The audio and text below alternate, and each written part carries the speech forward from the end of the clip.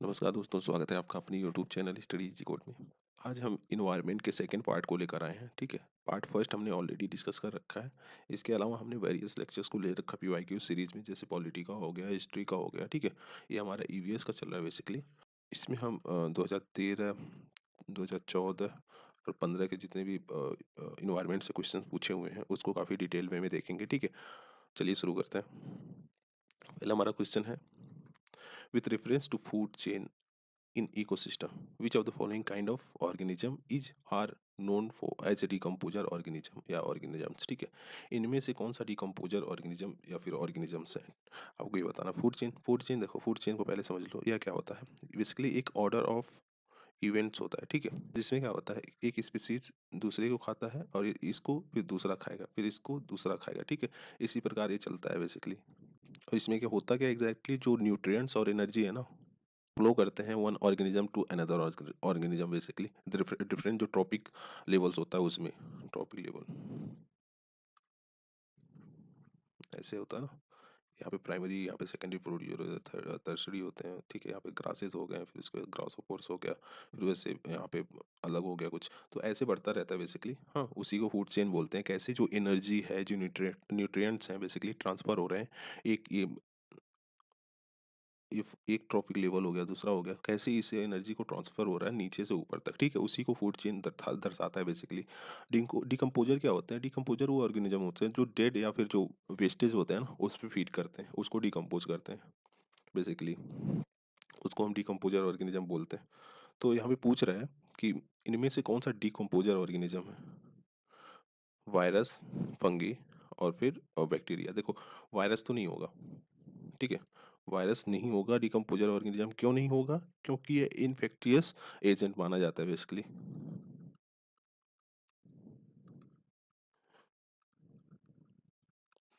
ठीक है, क्यों? क्योंकि ये जो रेप्लिकेट करता है only inside the living cell.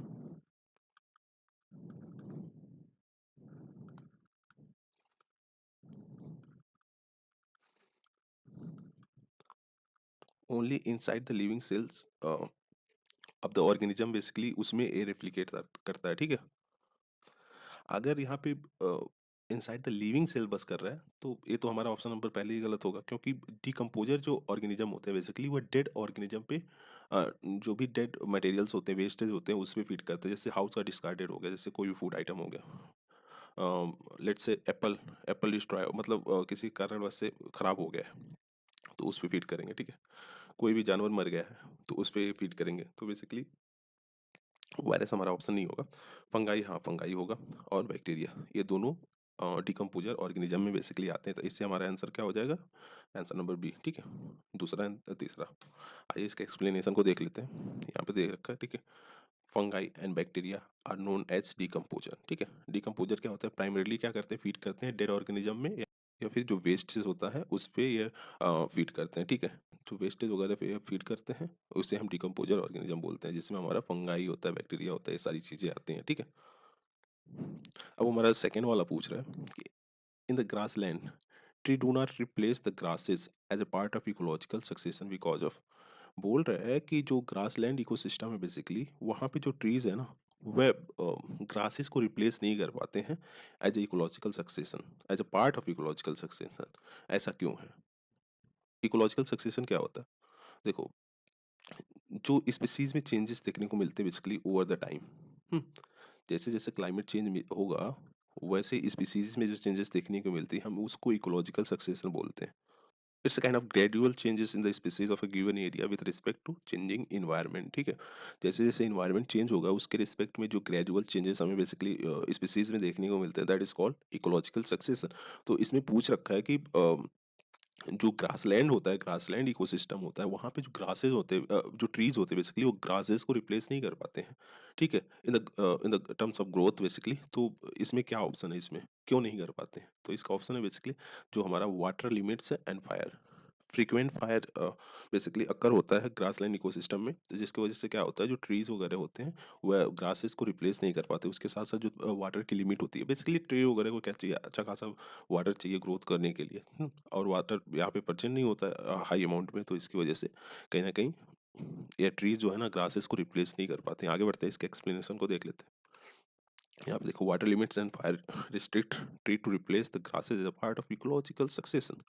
Ecological succession हमने देख लिया, ठीक है। आगे बढ़ते हैं, next question, which one of the following is the correct sequence of ecosystem in order to decreasing productivity. पूछ कह रहा है कि ये जो ऑप्शन दे रखा है ना, इसमें जो प्रोडक्टिविटी है बेसिकली उसके रिस्पेक्ट में कौन सा करेक्ट ऑर्डर है डिक्रीजिंग उसमें सीक्वेंस में हमें बताना है, ठीक है। तो अगर इसमें डायरेक्टली हम देखें तो हमारा ऑप्शन नंबर सी होगा। Mangrove high productivity basically area माना जाता है, फिर उसके बाद हमारा आता है ग्रास लैंड, फिर लेक्स आते हैं, फिर ओशियन आता है, ठीक है। तो जो इकोसिस्टम प्रोडक्टिविटी के रिस्पेक्ट में डिक्रीजिंग ऑर्डर में पूछा है ना, तो इसका आंसर यही होगा, मैंग्रोव्स होंगे, और फिर उसके बाद ग्रास लैंड होता है, फिर लेक्स होता है, फिर ओशियन होता है, ठीक है। यहाँ पे आप देख सकते हो इसका आंसर। आगे बढ़ते हैं, इसका एक्सप्लेनेशन देखते हैं। देखो, अगर हम देखें एवरेज जो ओशियन प्रोडक्टिविटी होती है ना, वह होता है 50 gram carbon per square metre year per year, ठीक है। 50 gram carbon per square metre per year, ठीक है। और जो एवरेज लैंड की प्रोडक्टिविटी होती है बेसिकली वो हमें 160 ग्राम carbon per square metre per year देखने को मिलता है। और वहीं जो साल्ट मार्सेस होते हैं और मैंग्रोव्स होते हैं, उसे हम high one of the highest productive areas basically consider करते हैं, क्योंकि वहाँ पे जो हमें बेसिकली जो प्रोडक्टिविटी लेवल देखने को मिलती है वो होता है 3300 से 6000 gram of carbon per square metre per year, ठीक है। इतना हमें बेसिकली देखने को मिलता है। तो आप देख सकते हो कितनी सिग्निफिकेंट लेवल पे वहाँ की प्रोडक्टिविटी होती है।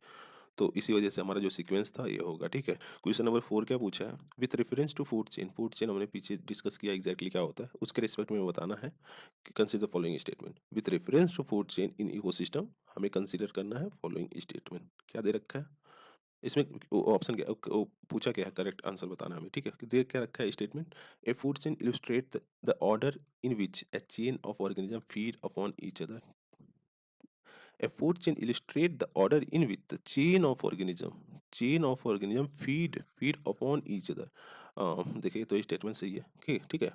फिर उसके बाद देखा, food chain are found within the population of species. Food chain found within the population of species. देखो ऐसा नहीं है, कई से ट्रॉपिकल लेवल्स होते हैं, tropical levels primary, secondary, tertiary, ठीक है। तो कहीं ना कहीं बढ़ता रहता है ना, विदिन एक पर्टिकुलर प्राइमरी जो लेवल है, प्राइमरी लेवल बेसिकली जो यहाँ पे ग्रासेस वगैरह होते हैं उसी में बस थोड़ी ना होता है। तो ये हमारा ऑप्शन नंबर वी गलत हो जाएगा, ठीक है।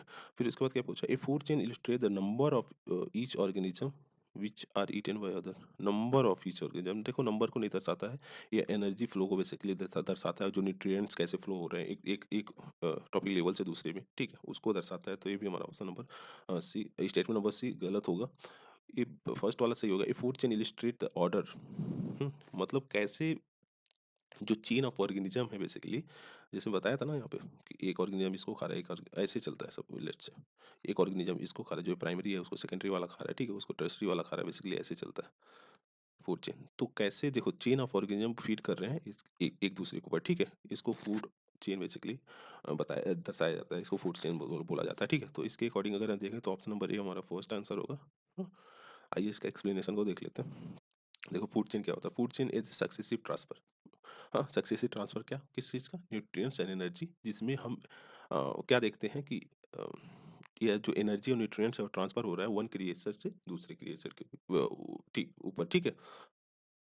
एग्जाम्पल के तौर पे आप देख सकते हो, ग्रासेस को ग्रास ओपर्स खाता है, उसको ग्रास ओपर को फ्रॉग खाता है, फिर उसके बाद उसको स्नेक खाता है, फिर उसके बाद उसको ईगल खाता है, ठीक है। और जो ट्रॉपिक लेवल होता है क्या होता है, ये एक काइंड ऑफ नेम होता है given to each step in the food chain. जितने भी स्टेप्स होते हैं ना बेसिकली उससे देखो, फर्स्ट हो गया, सेकंड हो गया, टॉपिक लेवल हो गया, बेसिकली उसको स्टेप को ये दर्शाता है, ठीक है।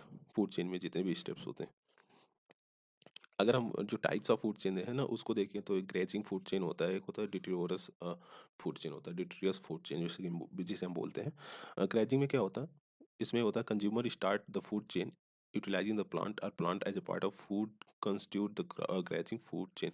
जिसमें इनिशियल टाइम में कहाँ से स्टार्ट होता है, प्लांट्स से होता है, लिविंग प्लांट्स से होता है, जिसे हम प्राइमरी प्रोड्यूसर बोलते हैं ना, वहाँ से स्टार्ट जब होता है तो उसे हम ग्रेजिंग बोलते हैं। डिट्रियोरस फूड चेन में क्या होता है, देखो this type of food chain start from organic matters of the dead and decaying animals और plant body from the grazing food dead organism matter और detritus sweet organism called detritivores and decomposer, ठीक है। जो decomposer organism होते हैं वह feed करते हैं डेड ऑर्गेनिज्म में, ठीक है, या फिर जो वेस्टेज वगैरह होते हैं तो उस पे जो स्टार्ट होता है फूड चेन, वहाँ से जो स्टार्ट होता है उसको हम डिट्रीब्यूटस फूड चेन बोलते हैं, ठीक है। तो बेसिकली हमारा एक्सप्लेनेशन होगा, आगे बढ़ते हैं। क्वेश्चन नंबर 5 को देखते हैं। इसमें क्या पूछ रखा है, which one of the following term describe not only the physical space occupied by the organism but also the functional role in the community of organism, ठीक है।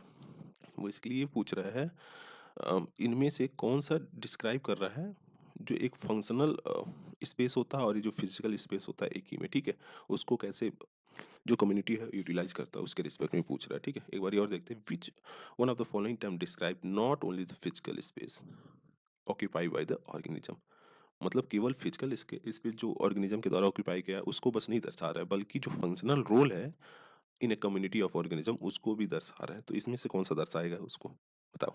इकोटोन दर्शाएगा, ये तो बेसिकली एक ट्रांजिशन जोन होता है, तो वो तो नहीं होगा, ठीक है। इकोलॉजिकल नीच, हाँ ठीक है, ऑप्शन नंबर बी हमारा राइट आंसर होगा। इकोलॉजिकल नीच जो हमारा है ना, वो फिजिकल इसके स्पेस और जो फंक्शनल रोल है बेसिकली दोनों को दर्शाता है, ठीक है। आइए एक्सप्लेनेशन को इसको देख लेते हैं। देखो, इकोटोन क्या होता है, ये जोन ऑफ ट्रांजिशन होता है, ठीक है। जोन ऑफ ट्रांजिशन होता है किसमें, between two ecosystem. Two ecosystem में बेसिकली जो उसके बीच में होता है उसे हम इकोटोन बोलते हैं, ठीक है। जैसे मैंग्रोव फॉरेस्ट क्या होता है, मैंग्रोव, जैसे मैंग्रोव फॉरेस्ट को आप ले सकते हो, क्या रिप्रेजेंट करता है, ecotone between marine and terrestrial ecosystem होता है, ठीक है। जैसे लेट्स से इंडिया है, ठीक है, ये सुंदरबन है, यहाँ पे मैंग्रोव फॉरेस्ट होते हैं ना, तो ये हमारा ओशियन हो गया, हाँ क्या हो गया, बे ऑफ बंगाल, और ये हमारा टेरेस्ट्रियल हो गया, इसके बीच में ही आ रहा है ना ये। तो कहीं ना कहीं जो टेरेस्ट्रियल और जो बेसिकली मरीन इकोसिस्टम है उसको दर्शा, उसके बीच में आ रहा है, तो इसे हम इकोटोन बोलेंगे, ठीक है। मैंग्रोव फॉरेस्ट मतलब इकोटोन, ऐसे आप समझ सकते हो, ठीक है। बेसिकली इकोटोन क्या होता है आपको पता चल गया, ठीक है। बी ऑप्शन देखते हैं, इकोलॉजिकल नीच। इसमें क्या होता है, सबड्यूम होता है basically all the interaction between species and the biotic and abiotic environment पे, ठीक है।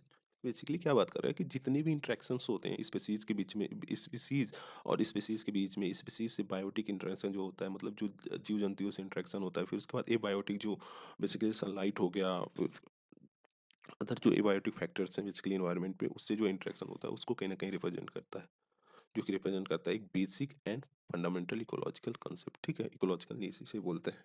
हैबिटाट क्या होता है, देखो, habitat is a place where organism make its home, also it met all the environmental condition and organism need to survive, ठीक है।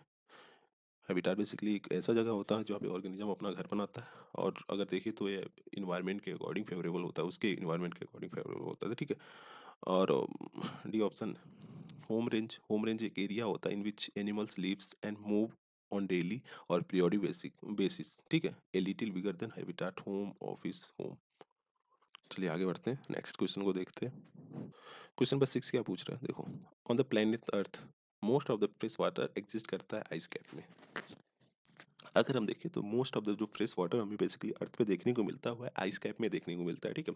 अब ये पूछ रहा है out of the remaining fresh water the largest portion, उसके अलावा जो लार्जेस्ट पोर्शन हमें देखने को मिलता है फ्रेश वाटर को कहाँ देखने को मिलता है, क्या हमें एटमॉस्फेयर में देखने मिलता है as a moisture and cloud, नहीं। Is found in fresh water lakes and river, नहीं। Exist as a ground water, exist as a soil moisture, देखो, exist as a ground water, ठीक है। ग्राउंड वाटर में जो आइस कैप है basically उससे, उसके बाद आइस कैप के बाद दूसरे नंबर पे ग्राउंड वाटर में जो वाटर एग्जिस्ट करता है बेसिकली लार्जेस्ट पोर्शन, ठीक है। आगे बढ़ते हैं, इसका एक्सप्लेनेशन को देखते हैं। देखिए, क्वेश्चन नंबर सी सही है, ठीक है, आंसर नंबर सी सही है। देखो, ground has the largest portion of fresh water after fresh water that exist as ice cap and glacier. जो आइस कैप एंड ग्लेशियर में बेसिकली फ्रेश वाटर प्रेजेंट है, उसके बाद हमें सबसे लार्जेस्ट पोर्शन देखने को मिलता है जो ग्राउंड वाटर होते हैं वहाँ पे, ठीक है। वाटर रिसोर्सेज को थोड़ा सा देख लेते हैं। About 71% of earth surface is covered with water. हमें पता है कि लगभग 71% हमारा जो अर्थ सर्फेस है ना वो वाटर से कवर्ड है। अगर हम देखें तो जो out of total water present है बेसिकली अर्थ पे, मेजॉरिटी ऑफ उसमें अगर देखें तो कहाँ पे मिलता है, हमें सीज में मिलता है, और जो ओशियन होते हैं मोर देन 97%, जो कि एक सलाइन वाटर होता है, पीने योग्य नहीं होता है, आप उसको ड्रिंक नहीं कर सकते, वो नमकीन वाला पानी होता है, ठीक है। उसके बाद decreasing water portion of the fresh water in different form, जो फ्रेश वाटर का पोर्शन है डिक्रीजिंग वाटर में, उसको देख लेते हैं। पहला हमारा स्नो कैप होता है, आइसबर्ग हो गया, ग्लेशियर हो गया, फिर इसमें आता है ग्राउंड वाटर में, ठीक है। फिर उसके बाद सॉइल मॉइस्चर आता है, फ्रेश वाटर लेक्स हो गए, एटमॉस्फेयर होगा, रिवर होगा। देखो this is very important basically, आप इस सीक्वेंस को याद रख के रहना, क्योंकि यूपीएससी पूछ सकता है ऐसे सीक्वेंस को, बेसिकली पूछता रहता है, ठीक। आप पैटर्न देख ही रहे हो कैसे पूछ रहा है। अगर आप अभी तक जितने भी क्वेश्चन हमने सॉल्व कराए उसने उसको आपने सॉल्व किया होगा डिटेल वे में, तो अगर आप देखोगे तो अभी अपकमिंग जो क्वेश्चन है ना, बहुत सारे सेम पैटर्न से पूछे गए हैं। तो आइए नेक्स्ट वाला देखते हैं हम। क्वेश्चन नंबर 7 क्या बोल रहा है, which of the following can be found as a pollutants in drinking water in some part of the India. इसमें से कौन सा हमारे जो इंडिया का पार्ट है, बेसिकली इंडिया है, कहीं कहीं पे ड्रिंकिंग वाटर में मिल सकता है। आर्सेनिक, सर्बिटोल, फ्लोराइड हो गया, फॉर्मल्डिहाइड हो गया, यूरेनियम हो गया, ठीक है। इनमें से कौन सा इंडिया के किसी किसी पार्ट में हमें मिल सकता है। आर्सेनिक, देखो ये अगर हम देखें तो ईस्टर्न इंडिया में बेसिकली मिलता है, जहाँ पे वेस्ट बंगाल वगैरह में अगर हम देखें तो वहाँ के वाटर में आर्सेनिक हमें देखने को मिलता है। फ्लोराइड ये वेस्टर्न जो महाराष्ट्र है, बेसिकली महाराष्ट्र वगैरह में वहाँ पे हमें देखने को मिलता है, वाटर की क्वांटिटी में बेसिकली ये भी प्रेजेंट होता है। यूरेनियम यह भी वाटर में हमें देखने को मिलता है, ठीक है। बट ये जो फॉर्मल्डिहाइड है या अभी सोर्बिटॉल है, बेसिकली ये वाटर में नहीं देखने को मिलता है इंडिया के। देखो फर्स्ट थर्ड एंड फिफ्थ हमारा सही आंसर है। देखो हमारा जो first third and fifth are the correct answer. Arsenic हो गया, फ्लोराइड हो गया, आयरन हो गया, यूरेनियम हो गया, नाइट्रेट्स हो गया, salinity are the major ground water pollutants in India, ठीक है। इन सबको हम एक major ground water pollutants India में मानते हैं। बेसिकली ये सारे इंडिया के जो ग्राउंड वाटर्स हैं उसमें प्रेजेंट होते हैं, आप इसको याद रख के रहना, ये भी इंपॉर्टेंट है, ठीक है। ऑप्शन नंबर सर्बिटोल है क्या, ये शुगर एल्कोहल होता है, बेसिकली फाउंड कहाँ होता है, फ्रूट्स में, प्लांट्स में, with laxative laxative and diuretic properties, ठीक है। फॉर्मल्डिहाइड कहाँ होता है, देखो इसे हम बेसिकली जो फूड होता है ना, फिश को प्रिजर्व करने में यूज करते हैं, ठीक है। Formaldehyde is use to preserve fish longer time, ताकि फिश लॉन्गर टाइम तक रहे, प्रिजर्व रहे, उसके लिए हम यूज करते हैं। अगर देखें तो इस केमिकल को बैन किया जा चुका है किसके द्वारा, FSSAI food safety standard authority of India के द्वारा इसे बैन कर दिया गया है इस केमिकल को, ठीक है। तो हमारे जो ग्राउंड वाटर्स हैं उसमें क्या क्या मिलता है, आर्सेनिक मिलता है, फ्लोराइड मिलता है, आयरन मिलता है, यूरेनियम मिलता है, नाइट्रेट्स मिलता है, ठीक है। इसको याद रख रहना। क्वेश्चन नंबर 8 क्या बोल रहा है, due to improper and indiscriminate disposal of old and used computer और their parts, which of the following are released into the environment as e waste, ठीक है। ई वेस्ट क्या होता है, इलेक्ट्रॉनिक वेस्ट, जितने भी इलेक्ट्रॉनिक आइटम्स से वेस्ट निकलता है बेसिकली उसे हम ई वेस्ट बोलते हैं। तो बोल रहे हैं कि जो हम कंप्यूटर और उसके जो पार्ट्स को यूज़ करते हैं इन प्रॉपर वे में, उससे क्या क्या जो ई वेस्ट होता है वह रिलीज होता है, ठीक है। बरेलियम, ठीक है, बरेलियम होता है, कैडमियम कैडमियम कैडमियम, ठीक है, ठीक है, कैडमियम होता है, क्रोमियम क्रोमियम भी होता है, हेप्टाक्लोर, देखो यह पेस्टिसाइड में यूज होता है, ठीक है, पेस्टिसाइड में इसे यूज किया जाता है। तो हमें कंप्यूटर वेस्ट वगैरह में इसे देखने को नहीं मिलता, तो ऑप्शन नंबर स्टेटमेंट बस फोर्थ गलत हो गया, ठीक है। फिर उसका तो मरकरी लेड, ये तो नॉर्मल है, अगर आप इसको क्वेश्चन को सॉल्व कर रहे हो ना तो पहले आप यहाँ से सॉल्व करोगे, देखोगे इसमें लेड तो होता ही है, मरकरी होता है, ठीक है। अगर इसको एलिमिनेट करना है आपको तो प्लूटोनियम, ये एक रेडियो एक्टिव एलिमेंट है, ठीक है। एक रेडियो एक्टिव एलिमेंट है और इजीली प्रेजेंट नहीं होता है, बेसिकली हम इसे जो एटॉमिक एनर्जी है ना उसको जनरेट करने में करते हैं, और साथ ही साथ जो स्पेस मिशंस वगैरह होते हैं उसको उसमें यूटिलाइज करते हैं, ठीक है। प्लूटोनियम को ऐसे डायरेक्टली कंप्यूटर वगैरह में यूज नहीं करते, काफ़ी हाई कॉस्ट होता है इसका। तो यहाँ से अगर देखें तो हमारा ऑप्शन नंबर एक ही गलत हो गया, ये तो 7 अगर एलिमिनेट किया तो हमने, वैसे हमारा आंसर आ गया option number be with the right answer, ठीक है। All the elements in these options are the harmful constituents that are released into environment due to improper disposal of e-waste, ठीक है। प्रॉपर डिस्पोजल नहीं करते ई waste का, तो उसकी वजह से ये सारे एलिमेंट्स कहीं ना कहीं निकलते हैं। हेप्टाक्लोर क्या है, used as a pesticide and also comes under the 12 initiative POPs under the Stockholm convention, ठीक है। प्लूटोनियम एक रेडियो एक्टिव मटेरियल है जो बेसिकली हमें कहाँ देखने को मिलता है, स्पेस मिशन में जो होता है, फिर उसके बाद जो एटॉमिक एनर्जी में बेसिकली उसमें ये देखने को मिलता है, ठीक है। ऐसे कंप्यूटर वगैरह में इसका यूज़ नहीं देखने को मिलता। क्वेश्चन नंबर 9 क्या बोला है, acid rain is caused by the pollution of the environment by, acid rain क्यों क्यों होता है, carbon dioxide carbon dioxide and nitrogen की वजह से नहीं, carbon monoxide and carbon dioxide नहीं, ओजोन एंड कार्बन डाइऑक्साइड नहीं, नाइट्रस एंड सल्फर डाइऑक्साइड, ठीक है। नाइट्रस एंड सल्फर डाइऑक्साइड, देखो एक बार ही रिपीटेडली क्वेश्चन पूछा है, शायद 21-22 में पूछा था, ठीक है। तो आप इसको ध्यान रख लेना, ऐसे क्वेश्चन पूछ लेता। तो nitrous oxide and sulphur dioxide से बेसिकली होता है, आप यहाँ पे देख सकते हो, nitrous oxide and sulphur dioxide cause acid rain, ठीक है। अगर नॉर्मल रेन की हम देखें पीएच कितना होता है 5.6, अगर इससे नीचे आता है पीएच तो क्या हम उसे एसिड रेन बोल देते हैं, ठीक है। पीएच कितना होता है 4.2 टू 4.4, ठीक है। एसिड रेन कब होता है? एसिड रेन तब होता है जब sulphur dioxide nitrogen oxide react करते हैं किससे? वाटर से, ऑक्सीजन से, और जो केमिकल होता है उससे, तो क्या बनाते हैं? सल्फ्यूरिक एंड नाइट्रिक एसिड, ठीक है। सल्फर डाइऑक्साइड नाइट्रोजन ऑक्साइड जब रिएक्ट करते हैं वाटर, ऑक्सीजन, जो अदर केमिकल्स बेसिकली एनवायरनमेंट में प्रेजेंट होते हैं उससे, तो क्या बनाते हैं? सल्फ्यूरिक एंड नाइट्रिक एसिड, ठीक है। देखो इफेक्ट देखें तो हम micro organism in the soil, जो सॉइल में माइक्रो ऑर्गेनिज्म प्रेजेंट होते हैं उसको हम करते हैं, उसको डेट मार डालते हैं, ठीक है। Inhabits the activity of nitrogen fixation bacteria, जो नाइट्रोजन फिक्सेशन बैक्टीरिया होते हैं उनकी एक्टिविटी को इनहेबिट कर देता है, मतलब बेसिकली रोक देता है, सॉइल एसिडिफिकेशन को बढ़ा देता है, ओशियन एसिडिफिकेशन को बढ़ा देता है, affect the growth of plant, जो प्लांट्स होते हैं उसको रिटार्ड कर देता है, मतलब बेसिकली उसके ग्रोथ जो होता है ना उसको अफेक्ट करता है, फूड चेन को अफेक्ट करता है, जो एक्वेटिक एनिमल्स होते हैं उनको मार देता है, किल्स एक्वेटिक एनिमल्स, ठीक है। Corrosion of metal and weathering of stone building statue, ठीक है।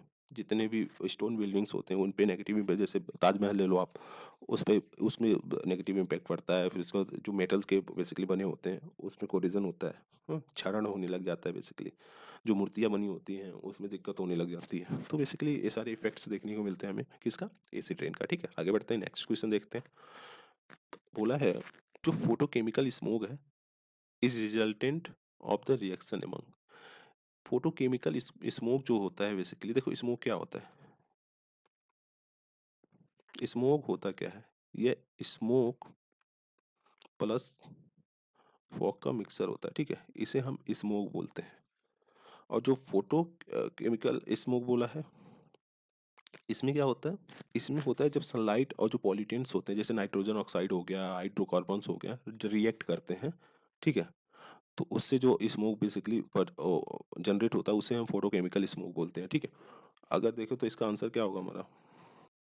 NO2O3 एंड जो peroxy acetyl nitrates in the presence of sunlight, ठीक है। जब NO2O3 और पेरोक्सी एसिटाइल नाइट्रेट्स जो होते हैं वो अब किसके प्रेजेंस में रिएक्ट करते हैं? सनलाइट के, तो तब फोटोकेमिकल कहीं ना कहीं प्रोड्यूस होता है, ठीक है। अब इसको देखते हैं थोड़ा सा।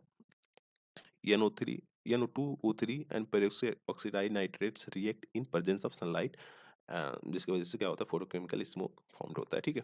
इसमें क्या पूछा है? क्वेश्चन नंबर 11 क्या बोल रहा है? In proper handling and storage of serial grains, rice हो गया, वीट हो गया, ठीक है, या oil seed, palm oil seed हो गया, फिर उसके बाद सनफ्लावर सीड हो गया, ठीक है, result in production of toxic known as aflatoxin which are not generally destroyed by the normal cooking process, alpha are produced by, ठीक है। जब हम क्या होता है जो सीरियल ग्रेन्स होते हैं, ऑयल सीड होते हैं, उसका प्रॉपर वे में स्टोरेज नहीं करते हैं, प्रॉपर वे में उसको हैंडल नहीं करता है, ओपन में छोड़ देते हैं, हाँ, तो क्या होता है? एक टॉक्सिक केमिकल बेसिकली प्रोड्यूस होता है जिसे हम एफ्लाटॉक्सिन बोलते हैं, ठीक है। अगर इसे देखें तो जनरली जो नॉर्मल बेसिकली कुकिंग प्रोसेस होता है उससे ये डिस्ट्रॉय नहीं होते, तो वो पूछ रहा है जो एफ्लाटॉक्सिन है वो क्यों प्रोड्यूस होता है, किससे प्रोड्यूस होता है? जो मोल्ड्स होते हैं ना उसकी वजह से एफ्लाटॉक्सिन बेसिकली प्रोड्यूस होता है, बैक्टीरिया की वजह से नहीं होता, प्रोटोजोआ की वजह से नहीं होता, वायरसेस की वजह से नहीं होता, ठीक है। आइए इसको थोड़ा सा डिटेल में देखते हैं। देखो फंगी जिसे मोल्ड्स बोलते हैं प्रोड्यूस अल्फा टॉक्सिन, ठीक है, अल्फा टॉक्सिन वो प्रोड्यूस करता है। अल्फा टॉक्सिन क्या है? अल्फा टॉक्सिन एक पॉइजनस सब्सटेंस है, ठीक है, जो कि प्रोड्यूस किया जाता है किसके द्वारा? एक certain kind of fungi, moulds जिसे बोलते हैं, जैसे एस्परागिलस फ्लेवस, ठीक है, एस्परागिलस फ्लाइवर्स के द्वारा इसे प्रोड्यूस किया जाता है बेसिकली। अगर इसे देखें तो हमें कहाँ मिलता है? ऑल ओवर द वर्ल्ड में बेसिकली मिलता है हमें, ये चीज़ें फंगी जो होता है हमें मिलता है ऑल ओवर वर्ल्ड में, अक्रॉस द वर्ल्ड हमें इसे देखने को मिल सकता है, ठीक है। They can contaminate food crops, pose a serious threat to human and livestocks, ठीक है।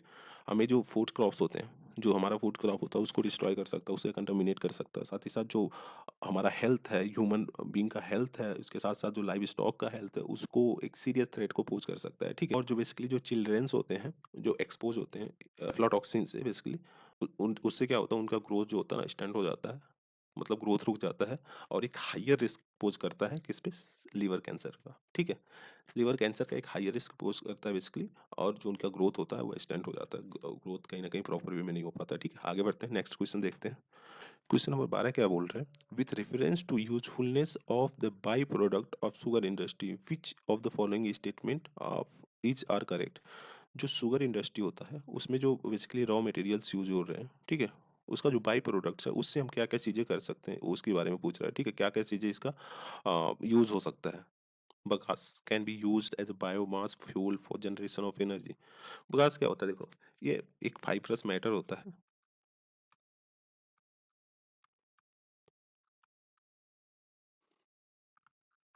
फाइब्रस एक मटेरियल होता है बेसिकली। जब हम शुगर केन को क्रश करते हैं ना, तो उससे जो एक्सट्रैक्ट होता है उसे हम बोलते हैं, ठीक है। तो बोल रहे हैं bagasses can be used as a biomass, एक बायोमास फ्यूल की तरह यूज किया सकता है, किसके लिए, जनरेशन ऑफ एनर्जी, एनर्जी को जनरेट करने के लिए, ठीक है। ये ऑप्शन नंबर हमारा फर्स्ट सही है, उसे हम यूज कर सकते हैं एनर्जी को जनरेट करने के लिए, ठीक है। और दूसरा क्या है, molasses can be used as one of the feedstock. Feedstock क्या है, बेसिकली रॉ मटेरियल की बात कर रहा है, ठीक है, for the production of synthetic chemical fertiliser, ठीक है। मोलासेस को हम as a raw material use कर सकते हैं सिंथेटिक केमिकल फर्टिलाइजर्स को बनाने के लिए। यह स्टेटमेंट नंबर हमारा 2 गलत है, ठीक है। ऐसा नहीं है, हम उसको सिंथेटिक केमिकल फर्टिलाइजर को बनाने के लिए यूज नहीं करते। अब फिर हमारा थर्ड आता है, molasses can be used for the production of ethanol. देखो ये तो सही है हमारा, देख ही रहे हैं गवर्नमेंट ऑफ इंडिया के द्वारा बहुत सारे ऐसे पॉलिसीज को लाया जा रहा है जिसके थ्रू ये सारी चीज़ों को कहीं ना कहीं इथेनॉल के प्रोडक्शन में लगाया जाता है, ठीक है। तो इसके अकॉर्डिंग देखें तो हमारा option number C will be the right answer, first and third, ठीक है, only. Bagasse can be used for the generation of heat energy and electricity. इसे हम हीट एनर्जी और इलेक्ट्रिसिटी को जनरेट करने के लिए यूज कर सकते हैं। Molasses not use for the production of chemical fertilisers. Chemical fertilisers में को प्रोड्यूस करने के लिए मोलासेस का यूज नहीं होता, ठीक है। और देखें तो molasses can be used for production of क्या, ethanol, and it's also used as the primary ingredients in the distillation of the few alcoholic beverages, ठीक है। क्वेश्चन नंबर थर्ड क्या बोल रहा है, consider following fauna of India. जो fauna दे रखा है इसमें कंसीडर करना है उसको, कि which of the above is are endangered. इनमें से कौन सा इंडेंजर्ड कैटेगरी में आता है, IUCN के, ठीक है। IUCN के जो रेडली डाटा है बेसिकली, उसके अगर स्टेटस में देखें तो ये कौन सा इंडेंजर्ड स्पीसीज में आता है। घड़ियाल आता है, लीदर बैक टर्टल आता है, स्वैम डियर आता है। देखो इसमें हमारा तीनों ऑप्शन सही है, ठीक है, तीनों इंडेंजर्ड है। घड़ियाल भी इंडेंजर्ड है, लीदर बैक टर्टल भी इंडेंजर्ड है, स्वैम डियर भी, ये भी इंडेंजर्ड है, ठीक है। देखो all the mention species are endangered. जैसे घड़ियाल हो गया, समटाइम हमें क्या बोलते हैं, gavials are the type of Asian Asian crocodilian, जो कि डिस्टिंग्विश होते हैं by their long and thin snouts. क्या होता है स्नोट्स, जो अपर लेयर होता है ना घड़ियाल का, जिसे मुंह का जो अपर लेयर होता है उसे हम बोलते हैं, ठीक है। उससे हम अगर इसको देखें तो डिफरेंशिएट करते हैं अदर जो क्रोकोडाइल्स होते हैं उनसे, ठीक है। इंडिया हैज़ 3 स्पीसीज ऑफ क्रोकोडाइलियन, नेमली जैसे घड़ियाल हो गया, अगर इसका देखें तो IUCN रेड लिस्ट में क्या है, क्रिटिकली इंडेंजर्ड है। मगर क्रोकोडाइल या वनरेबल है, ठीक है। जो सॉल्ट वाटर क्रोकोडाइल है वह लीस्ट कंसर्न है। आप इसको देख सकते हो, इंपॉर्टेंट डाटा है। अगर देखो तो तीनों जो है ना लिस्टेड है किसमें, साइट्स के अपेंडिक्स फर्स्ट में, और जो हमारा वाइल्ड लाइफ प्रोटेक्शन एक्ट है 1972 उसके शेड्यूल फर्स्ट में आते हैं, ठीक है। एक्सेप्शन है कुछ, इसको देख लेते हैं। Salt water crocodile population of Australia, Indonesia और पपुआ न्यू गिनिया, वो किस में इंक्लूड है, अपेंडिक्स फर्स्ट ऑफ साइट्स के, अपेंडिक्स सेकंड ऑफ साइट्स में, ठीक है। ये एक एक्सेप्शन, आप इसको देख सकते हो कि अगर पूछ दिया ऑल द क्रोकोडाइल स्पीसीज और comes under the appendix first of the sites, तो हमारा गलत ऑप्शन, ठीक है, क्योंकि सारे नहीं होते। जो सॉल्ट वाटर क्रोकोडाइल पॉपुलेशन है बेसिकली कहाँ पे, ऑस्ट्रेलिया में, इंडोनेशिया, पपुआ न्यू गिनिया में, तो वहाँ पे क्या है बेसिकली कि वो अपेंडिक्स सेकंड में आते हैं साइट्स के उसमें, ठीक है। आगे बढ़ते हैं, क्वेश्चन नंबर 14 को देखते हैं। इसमें क्या पूछा है, स्पीसीज दे रखा है, पूछा है which of the above are naturally found in India. कौन सा ऊपर उसमें नेचुरली इंडिया में फाउंड होता है, स्टार टॉर्टोइस, मॉनिटर लिजर्ड, ठीक है, पिग्मी हॉक, देखो पिग्मी हॉग आप इन्वायरमेंट के जो होगा बेसिकली आप पढ़े होगा, मॉनिटर लिजर्ड, ये दोनों पढ़े होगा, ठीक है। स्टार टॉर्टोइज में थोड़ा सा आपको कंफ्यूजन हो सकता है कि है कि नहीं है, ठीक है। ये तो दोनों शंकर आईएएस के इन्वायरमेंट का जो बुक है बेसिकली उसमें दे रखा है, तो आप वहाँ से देख सकते हो। स्पाइडर मंकी इंडिया में नहीं पाया जाता है, ठीक है, नेचुरली फाउंड नहीं होता है। देखो स्टार टॉर्टोइज फाउंड होता है, ठीक है, ये तीनों ऑप्शन हमारा सही है। स्पाइडर मंकी जो है ना, ये जो सेंट्रल एंड साउथ अमेरिका है बेसिकली, वहाँ पे इसको पाया जाता है, ठीक है। उसको ये नेचुरली हमें साउथ और जो अमेजोन के फॉरेस्ट वगैरह हैं, जो सेंट्रल एशिया अफ्रीका अमेरिका है वहाँ पे देखने को मिलता है, ठीक है। तो इसके अकॉर्डिंग हमारा option number A will be the right answer for second and third, ठीक है। देखो स्टार टॉर्टोइज, मॉनिटर लिजर्ड वगैरह पिग्मी होगा are the naturally found in India, हमें नेचुरली देखने को मिलते हैं इंडिया में, ठीक है। जो स्पाइडर मंकी होता है found in the tropical forest, कहाँ पे, सेंट्रल एंड साउथ अमेरिका। और यह क्रिटिकली इंडेंजर्ड है, किसमें, आईयूसीएन के रेड लिस्ट डाटा में, ठीक है। क्रिटिकली इंडेंजर्ड है, याद रखे रहना। आगे बढ़ते हैं, नेक्स्ट क्वेश्चन हमारा क्या बोल रहा है, consider the following animals, animals दे रखा है बेसिकली, क्या, सी काऊ, सी हॉर्स और sea lion, which of the above is are mammal and mammals. Mammals क्या होता है, मैमल्स देखो एक ग्रुप ऑफ ऑर्गेनिज्म होता है बेसिकली, क्या होता है, जो वार्म ब्लडेड होते हैं, ठीक है। फिर उसके बाद क्या होता है, वर्टेब्रेट्स होते हैं, मतलब जिसके बैक बोन होते हैं, ठीक है। अगर हम देखें तो ऑलमोस्ट ऑल द मैमल्स होते हैं ना, वो गिव बर्थ देते हैं, basically give birth to live young, ठीक है।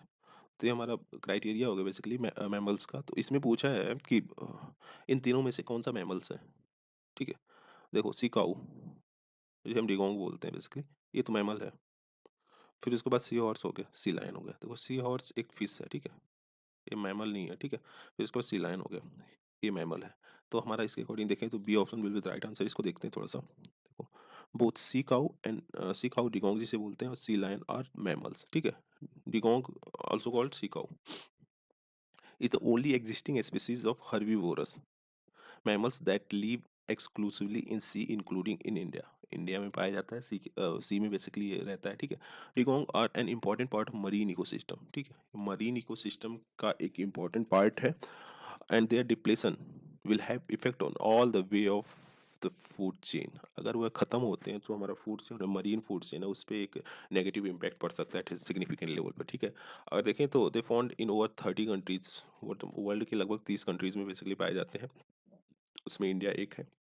इंडिया में कहाँ कहाँ होता है, गल्फ ऑफ मन्नार हो गया, गल्फ ऑफ कच्छ हो गया, पार्क वे हो गया, ठीक है, अंडमान एंड निकोबार, यहाँ पे बेसिकली हमें डिगोंग देखने को मिलते हैं। आप इसको याद रखे रहना, कहाँ पे मिलता है, गल्फ ऑफ मन्नार हो गया, गल्फ ऑफ कच्छ हो गया, ठीक है, पार्क वे हो गया और अंडमान निकोबार, तीन जगहों पे मिलता है, ठीक है। आईयूसीएन का रेड लिस्ट में क्या स्टेटस है इसका, वनरेबल है, ठीक है। Sea lion belongs to the family of Otariidae of class Mammalia, they are carnivorous, carnivorous aquatic mammals होते हैं, जिसकी वजह से सी लाइन होता है, सी लाइन इसका नाम पड़ा है, ठीक है। सी हॉर्स का देखें तो इज ए बोनी फिश होता है। Sea horses are mainly found in shallow tropical and temperate salt water, जो ट्रॉपिकल होता है और टेम्परेट सॉल्ट वाटर होते हैं बेसिकली वहाँ पे देखने को मिलते हैं through out the world, from कहाँ से कहाँ तक, 45 साउथ से 45 डिग्री नॉर्थ तक, ठीक है, इसके बीच में हमें देखने को मिलता है। कहाँ पे बेसिकली रहते हैं, शेल्टर एरिया सच एज सी ग्रासेस बेड जो होता है, स्टोरीज होता है, कोरल लीफ होता है, मैंग्रोव्स होते हैं।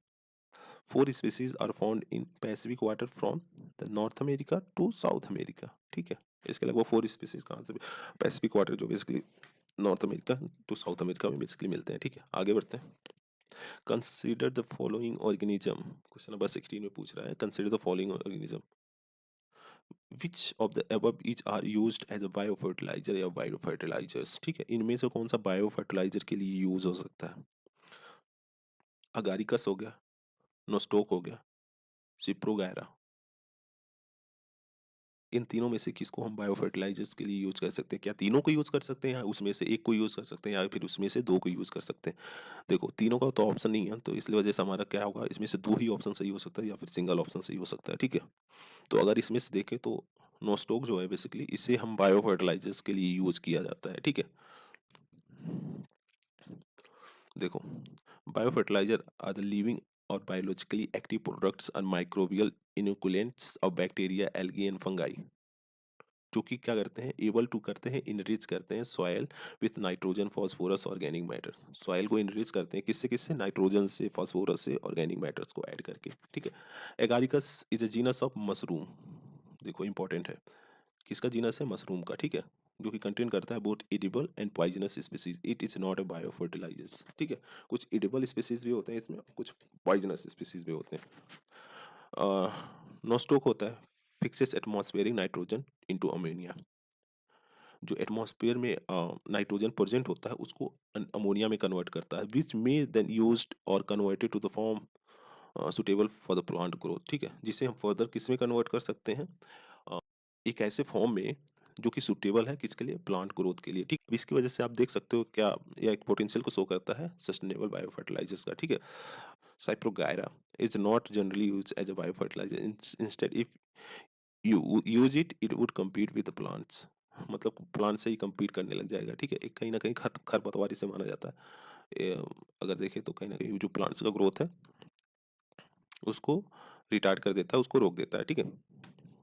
क्वेश्चन नंबर 16 क्या पूछ रहा है, in which of the following state lion tail macaque, previous lecture में हमने देखा था लायन टेल मकाक के बारे में, ठीक है। इंडेमिक होता है कहाँ पे, वेस्टर्न घाट, वेस्टर्न घाट में इंडेमिक होता है, ठीक है।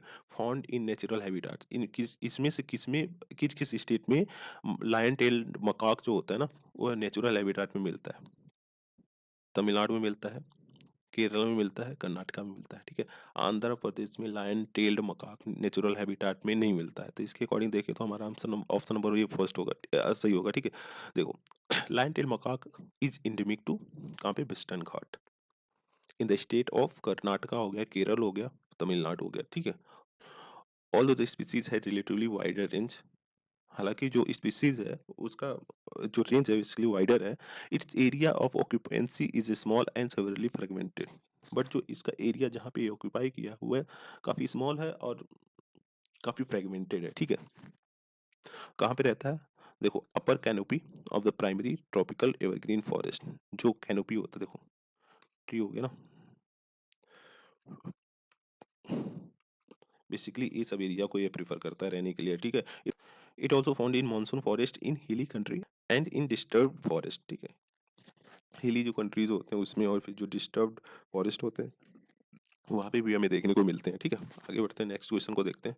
सो हमारा 2013 का जो जितना भी ईवीएस का पीवाईक्यूज था, मतलब ईवीएस का क्वेश्चन था, हमने उसको सॉल्व कर लिया। अब 2014 करते हैं, इसको देखते हैं, ठीक है।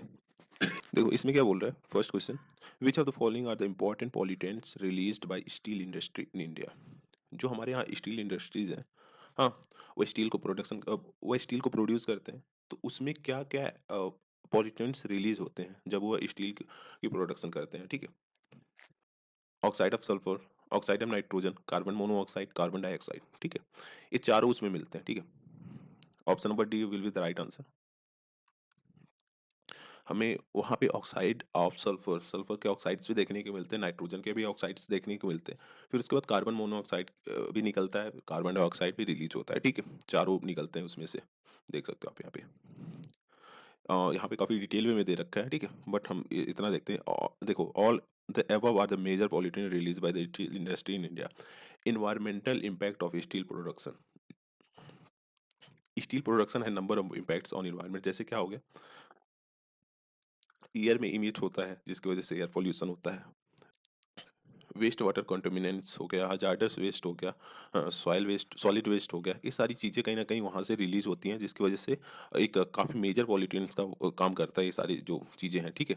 जो मेजर इन्वायरमेंटल इम्पैक्ट है basically of the integrated steel mills are from cooking and iron making, ठीक है।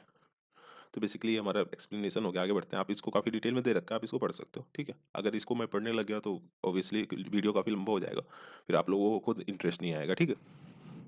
कुछ देखो क्वेश्चन नंबर 2 क्या बोल रहा है, there is some concern regarding nano particle of some chemical elements that are used by industry in manufacturing of various items, why. जो कुछ केमिकल एलिमेंट्स होते हैं उसके जो नैनो पार्टिकल्स हैं, बेसिकली नैनो पार्टिकल क्या होता है, 1 से 100, 1 से 100 नैनोमीटर मीटर तक के जो पार्टिकल्स होते हैं कुछ केमिकल्स के, हाँ, बेसिकली जो मैन्युफैक्चर किए जाते हैं उसके कुछ कंसर्न्स हैं, क्या कंसर्न्स है उसको बताना है, ठीक है। स्टेटमेंट दे रखा है, हमें इसमें से करेक्ट को चूज करना है, ठीक है। They can accumulate in environment and contaminate water and soil. मतलब क्या है बेसिकली कि वो इन्वायरमेंट में एक्यूमुलेट हो सकते हैं जिस और सॉइल को अनफर्टाइल वगैरह कर सकते हैं, ठीक है।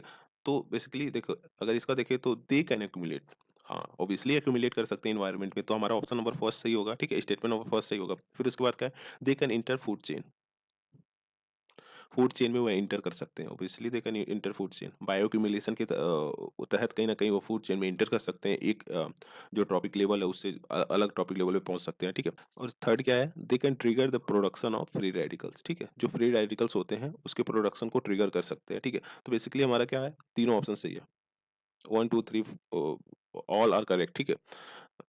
एक्यूमुलेट हो सकते हैं इन्वायरमेंट पे, जिसकी वजह से क्या हो सकता है, वाटर एंड सॉइल का कंटेमिनेशन भी हो सकता है, ठीक है। फूड चेन में इंटर कर सकते हैं, और जो प्रोडक्शन है फ्री रेडिकल्स का उसको ट्रिगर कर सकते हैं, उसको बढ़ा सकते हैं, ठीक है। तो इसके एक्सप्लेनेशन को देखते हैं। देखो, इम्पैक्ट ऑफ नैनो पार्टिकल्स, ठीक है, they concentrate in environment and contaminate the land and water. मतलब क्या है बेसिकली कि इन्वायरमेंट में कंसंट्रेट होते हैं और उससे क्या करते हैं, लैंड एंड वाटर को कंटामिनेट करते हैं, ठीक है, मतलब एक तरह से प्रदूषित करते हैं। इंटर इन फूड चेन, फूड चेन में इंटर करते हैं बेसिकली, जिसकी वजह से और सारी प्रॉब्लम्स क्रिएट होती हैं, मतलब जैसे हेल्थ का इशू आ सकता है, ठीक है,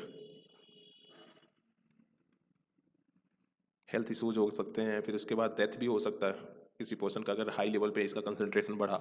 और इसके साथ साथ एक also trigger the production of free radicals, ठीक है,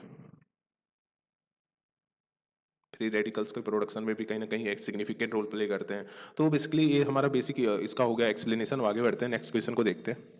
देखो, ब्रोमिनेटेड फ्लेम रिटार्डेंट क्या होता है, are used in many household products like mattress हो गया, अपहोल्स्ट्री हो गया, why is there some concern about their use. देखो, ब्रोमिनेटेड फ्लेम रिटार्डेंट क्या होता है, ये बेसिकली एक केमिकल होता है जो कि प्रोडक्ट्स जो होते हैं ना, क्लॉथ्स के जैसे प्रोडक्ट्स होते हैं, उसमें ऐड किया जाता है सो दैट उसमें आग ना लगे फ्यूचर में। अभी किसी भी कारणवश से आग लगता है तो उसमें आग ना लगे, ठीक है, इसकी वजह से इसको यूज किया जाता है। तो बेसिकली क्या बोल रहा है, जो हाउस होल्ड में इसको यूज किया जा रहा है उसका कुछ कंसर्न आ रहा है प्रेजेंट टाइम में, ठीक है, कुछ कंसर्न्स आ रहे हैं। तो what exactly is the concern basically associated with this, ठीक है, तो उसको बताना है। They are highly resistant to degradation in environment, ठीक है, मतलब बेसिकली क्या है, ये बोल रहा है कि इन्वायरमेंट में ये जल्दी डिग्रेड नहीं हो सकते, मतलब उससे खत्म नहीं हो सकते इन्वायरमेंट से, ठीक है। ठीक है, ऑप्शन नंबर हमारा फर्स्ट सही है, स्टेटमेंट नंबर फर्स्ट। सेकंड क्या बोल रहा है, they are able to accumulate in human and animal, ठीक है, मतलब क्या है बेसिकली कि ह्यूमन और जो एनिमल के बॉडी में एक्यूमुलेट करेंगे और जिसकी वजह से फ्यूचर में उस एनिमल या फिर ह्यूमन की डेथ हो जाएगी, बेसिकली इसकी बात कर रहे हैं। तो अगर इसके अकॉर्डिंग देखें तो हमारा दोनों ऑप्शन सही है, A and B both are correct, ठीक है। तो बेसिकली ये हमारा हो गया क्वेश्चन नंबर थर्ड। इसका एक्सप्लेनेशन देख लेते हैं। देखो, they do not degrade easily, in fact that they are highly resistant to degradation in the environment. Basically highly resistant होते हैं, वो जल्दी से डिग्रेड नहीं करते इन्वायरमेंट से, ठीक है।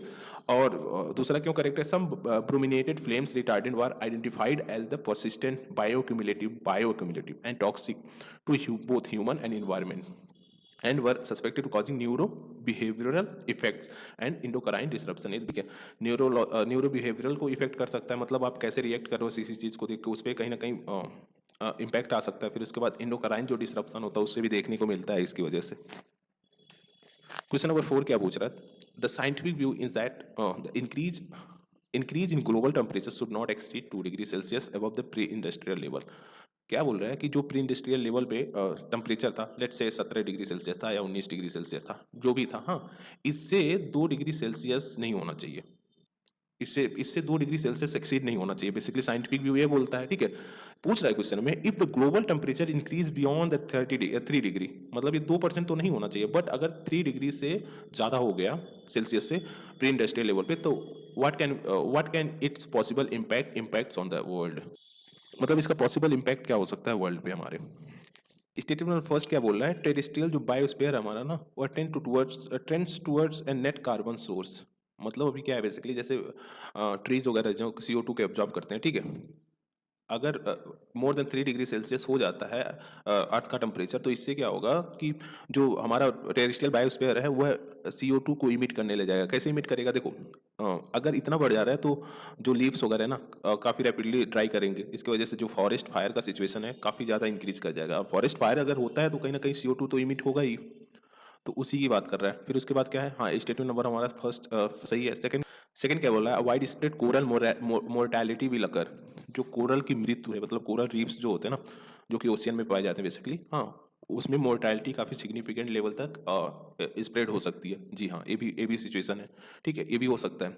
फिर थर्ड क्या बोल रहे हैं, all the global wetlands will disappear permanently, permanently disappear, ठीक है। देखो, ऑल द ग्लोबल वेटलैंड, भाई ऐसा पॉसिबल ही नहीं है, ठीक है। पूरे वर्ल्ड में जितने भी ग्लोबल वेटलैंड है वो डिसअपीयर्ड हो जाएंगे, ऐसा सिचुएशन नहीं है, ठीक है। अरे यार, जो पोल्स के नियर अबाउट में वेटलैंड्स होंगे वो कैसे डिसअपीयर्ड होंगे, ठीक है। पोल्स के नियर अबाउट वाले जो भी वेटलैंड्स होंगे वो पूरा डिसअपीयर नहीं हो सकते। तो ऑल जो है ये एक्सट्रीम वर्ड है, तो हमारा इसकी वजह से स्टेटमेंट नंबर 3 गलत हो जाएगा। 4 क्या है, cultivation of cereal crops will not be possible anywhere in the world, this is also an extreme word, ठीक है। Anywhere in the world, समझ रहे हो, एक्सट्रीम से कहीं ना कहीं स्टेटमेंट एक्सट्रीम दर्शा ही रहा है कि एनी वर्ल्ड, कहीं भी वर्ल्ड में पॉसिबल नहीं होगा कि हम सीरियल क्रॉप्स को उगा लें, तो दिस इज ऑल्सो इनकरेक्ट। तो इसके अकॉर्डिंग हमारा ऑप्शन नंबर बी सही हो जाएगा, ठीक है। आगे बढ़ते हैं, इसके एक्सप्लेनेशन को देखते हैं। देखो, स्टेटमेंट नंबर फर्स्ट क्या बोल रहा है, if the global temperature increase beyond the 3 degree Celsius above the pre industrial level, क्या होगा, टेरेस्ट्रियल जो बायोस्फीयर है ना, tend towards the net carbon source, ठीक है, एक नेट कार्बन सोर्स की ओर कहीं ना कहीं बढ़ जाएगा। इस टाइगर जो टेम्परेट फॉरेस्ट है act as an important carbon sink, और अगर देखें तो अगर 3 डिग्री सेल्सियस से ज़्यादा हो जा रहा है तो this forest would turn into carbon source, ठीक है। स्टेटमेंट नंबर 2 करेक्ट है, as temperature rise mass coral bleaching events can occur, ठीक है। जो कोरल ब्लीचिंग है, बेसिकली कोरल मोर्टेलिटी है, काफ़ी सिग्निफिकेंट लेवल पे हो सकता है। फिर स्टेटमेंट नंबर 3 क्या बोल रहा है, द टेम्परेट रीजन, जो टेम्परेट रीजन होता है ना, इक्वेटर हो गया, टॉपिक ऑफ कैंसर हो गया, टॉपिक ऑफ इसके ऊपर वाला जो है basically temperate region, can still survive if temperature increase, the temperate zone are where the widest seasonal change occur, the vegetation can survive there, ठीक है। तो इसी वजह से हमारा स्टेटमेंट नंबर 3 गलत था। हालांकि कुछ सीजनल चेंजेस देखने को मिलेंगे, सिग्निफिकेंट लेवल पे हमें सीजनल चेंजेस देखने को मिलेंगे टेम्परेचर जोन में, बट जो वेजिटेशन है ना वह सर्वाइव कर सकता है। स्टेटमेंट नंबर 4 हमारा इनकरेक्ट था, weather should be warm and moist during the early stage of the growth of serial. क्या होता है कि वेदर जो होना चाहिए वार्म होना चाहिए और थोड़ा थोड़ा मॉइस्ट होना चाहिए, ठीक है, जब हम अर्ली स्टेज में होते हैं ग्रोथ के सीरियल के, ठीक है। Therefore the cultivation of cereal would still be possible if the temperature rise, अगर टेम्परेचर राइज करता है तब भी हम सीरियल क्रॉप्स को प्रोड्यूस कर सकते हैं, कल्टीवेशन उसका कर सकते हैं, ठीक है। आगे बढ़ते हैं, नेक्स्ट क्वेश्चन को देखते हैं। क्वेश्चन नंबर 5 क्या बोल रहा है, what are the significance of practical approach to sugarcane production known as sustainable sugarcane initiative, what are the significance of practical approach, practical approach उसका सिग्निफिकेंस बताना है, टू शुगर केन प्रोडक्शन में known as, जो sugar sustainable sugarcane initiative है उसके तहत, ठीक है। पहला क्या है, seed cost is very low in this compare to conventional method of cultivation, इसमें अगर देखें जो सस्टेनेबल शुगर केन इनिशिएटिव है इसमें सीड कॉस्ट काफ़ी लो है एज कम्पेयर टू जो हम कन्वेंशनल मेथड को यूज़ करते थे कल्टीवेशन के लिए शुगर केन का, ठीक है। देखें तो यह स्टेटमेंट हमारा सही है क्योंकि इसीलिए बनाया गया है बेसिकली, ठीक है, ताकि जो सीड कॉस्ट है वो काफ़ी कम लगे, ठीक है। Drip irrigation can be practice very effectively in this, जो ड्रिप इरिगेशन होता है एक माइक्रो इरिगेशन कॉन्सेप्ट है ना, इरिगेशन, उसके तहत जो ड्रिप इरिगेशन है उसको हम काफ़ी इफेक्टिवली प्रैक्टिस कर सकते हैं इसमें, ठीक है। ये भी स्टेटमेंट सही है। There is no application of chemical in organic fertiliser at all in this no application, भाई साहब ये तो काफ़ी एक्सट्रीम वर्ड हो गया, स्टेटमेंट हो गया, इसे हम काटना होगा क्योंकि ये गलत है ही। ऐसा पॉसिबल ही नहीं है कि आप फर्टिलाइजर्स का यूज़ ना करें, केमिकल का नहीं तो इनऑर्गेनिक आप फर्टिलाइजर्स को तो आप यूज़ कर ही सकते हो ना, और यहाँ पे बोल दिया एट ऑल, तो इसका मतलब ये और गलत है, ठीक है। The scope of intercropping is more in this compare to conventional method of cultivation, intercropping, crop के बीच में क्रॉप, क्रॉप के बीच में क्रॉप, ठीक है। एक शुगर केन हो गया दूसरा क्रॉप हो गया, शुगर केन हो गया दूसरा क्रॉप हो गया। इंटरक्रॉपिंग बेसिकली क्या बोल रहा है कि अगर हम कन्वेंशनल मेथड से कंपेयर करें तो इसमें ज़्यादा है, ठीक है। तो इसके अकॉर्डिंग देखें तो हमारा statement option number B will be the right answer. First हमारा सही है, सेकंड सही है, थर्ड तो कंप्लीटली रॉन्ग है, फोर्थ सही है हमारा, ठीक है। It is majorly aimed to reduce the input cost compared to conventional method of cultivation. Input cost को ही बेसिकली कम करना होता है, इसी वजह से सारी इनिशिएटिव्स गवर्नमेंट ऑफ इंडिया के द्वारा लाए जाते हैं। जो सस्टेनेबल शुगर केन इनिशिएटिव है वह प्रोवाइड करता है ample scope for intercropping and the drip irrigation method, ठीक है। वेरियस स्कोप को बेसिकली प्रोवाइड कराता है इंटरक्रॉपिंग के लिए, और बेसिकली जो हमारा ड्रिप इरिगेशन है उस मेथड को भी प्रमोट करता है इसमें, ठीक है। There is application of both inorganic and organic fertiliser such as nitrogen, phosphorus हो गया, पोटेशियम, NPK फर्टिलाइजर्स को हम यूज करते हैं इसमें, ठीक है। नेक्स्ट क्वेश्चन को देखते हैं। क्वेश्चन नंबर 6 क्या बोल रहा है? बोल रहा है कंसिडर करिए फॉलोइंग इंटरनेशनल एग्रीमेंट्स को। क्या क्या दे रखा है? International treaty on plant genetic resources for food and agriculture, United Nation convention on combat desertification, ठीक है। फिर उसके बाद वर्ल्ड हेरिटेज कन्वेंशन। पूछ रहा है which of the above have a bearing on biodiversity. ऐसा क्वेश्चन मैंने प्रीवियस स्लाइड्स में देखा, प्रीवियस ईयर में देखा, आई थिंक 2011 में ऐसा क्वेश्चन आया था या फिर 2012 में, ठीक है, ऑलरेडी पूछ रखा है। तो बोल रहा है इन जो कन्वेंशन दिया हुआ है इसमें से कौन सा बियरिंग है बायोडाइवर्सिटी पे, मतलब देख सकते हैं बायोडाइवर्सिटी को कौन सा सपोर्ट कर रहा है, ठीक है।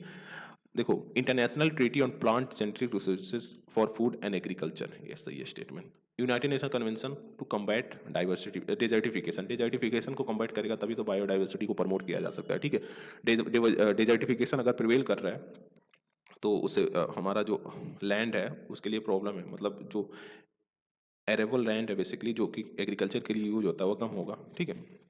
वर्ल्ड हेरिटेज कन्वेंशन, ये बेसिकली जो कन्वेंशन है वो कंसर्निंग है किसके किसके तहत? Protection of world culture and natural heritage by UNESCO, ठीक है। तो इसके तहत देखें तो हमारा D option will be the right answer. देखते हैं, देखो काफ़ी लंबा दे रखा है, इसको डिटेल में तो नहीं पढ़ाऊंगा। All the three agreement have a bearing on biodiversity. International treaty on plant genetic resources for food and agriculture adopt कब किया गया था? 31st सेशन ऑफ जो कॉन्फ्रेंस हुआ था या फेओ का, food and agriculture organisation, United Nation, 3 नवंबर कब? 2001 में, ठीक है। इसे हम सीड ट्रीटी के नाम से भी जानते हैं, ठीक है। और इंडिया देखें तो सिग्नेटरी है इसका। ऑब्जेक्टिव क्या है? Recognise farmers contribution, access the and benefit sharing, sustainability, ठीक है। यूएनसीसीडी क्या है? देखो इस्टेब्लिश किया गया था 1994, 1994। ये अगर देखें तो लीगली बाइंडिंग है, sole legally binding international agreement है, ठीक है, जो कि हेल्प करता है प्रिवेंशन ऑफ डेजर्टिफिकेशन, ठीक है। डेजर्टिफिकेशन को प्रिवेंट करने के लिए बेसिकली इसको लाया गया था। एम क्या था? Its 197 parties aim through a partnership to implement the convention and achieve sustainable development goal. The end goal is to protect the land from overuse, drought, मतलब जो land है basically जो इसको overuse किया जा रहा है उससे protect करना, drought से protect करना, so it can continue providing food, water and energy, ठीक है। अगर देखें तो only convention stemming from direct recommendation of Rio conference agenda 21 के तहत इसको लाया गया था, ठीक है। वर्ल्ड हेरिटेज कन्वेंशन क्या है? देखो कन्वेंशन है जो कि कंसर्न रखता है basically protection of world culture and natural heritage by UNESCO, ठीक है। प्राइमरी मिशन क्या है? To identify and protect world natural and cultural heritage consider to be the outstanding universal value.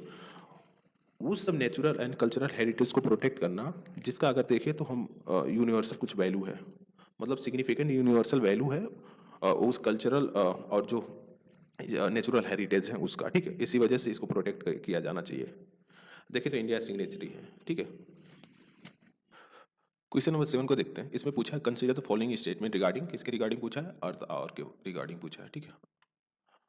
Earth our exactly उसके regarding question पूछा है, हमें बताना है कि इसमें से कौन सा स्टेटमेंट करेक्ट है। फर्स्ट स्टेटमेंट बोल रहा है it is an initiative of UNEP, United Nation environmental programme और यूनेस्को, ठीक है। बोल रहा है कि ये जो इनिशिएटिव है अर्थ आवर, यह इनिशिएटिव है यूएनईपी का और यूनेस्को का। देखो यह स्टेटमेंट गलत है, यह इनिशिएटिव है WWF का, जो वर्ल्ड वाइल्ड लाइफ फंड है बेसिकली उसका एक इनिशिएटिव है, ठीक है, वर्ल्ड वाइल्ड लाइफ फंड। इसमें क्या है? दूसरा स्टेटमेंट क्या बोल रहा है? तो ये हमारा स्टेटमेंट गलत हो गया ना। It is a movement in which participant switch off the light for 1 hour on a certain day every year, ठीक है। मतलब क्या है बेसिकली कि आपको एक साल में एक सर्टेन डे बताया जाएगा, ठीक है, उसमें 1 घंटे के लिए आपको लाइट्स को ऑफ करना होगा। जी हाँ, ये स्टेटमेंट सही है, ठीक है। थर्ड क्या है? It is a movement to raise awareness about climate change and need to save the planet, ठीक है। जो बेसिकली क्लाइमेट चेंज हो रहा है उसके रिगार्डिंग अवेयरनेस को फैलाना, अवेयरनेस को स्प्रेड करना, साथ ही साथ पीपल को बताना कि कैसे हम अर्थ को सेव कर सकते हैं और उसकी नीड जो है सेव करने की प्लेनेट की उसको भी स्प्रेड करना, ठीक है। तो बेसिक अगर इसके अकॉर्डिंग देखें तो हमारा जो ऑप्शन है C, this will be the right answer, 2 and 3 only, ठीक है।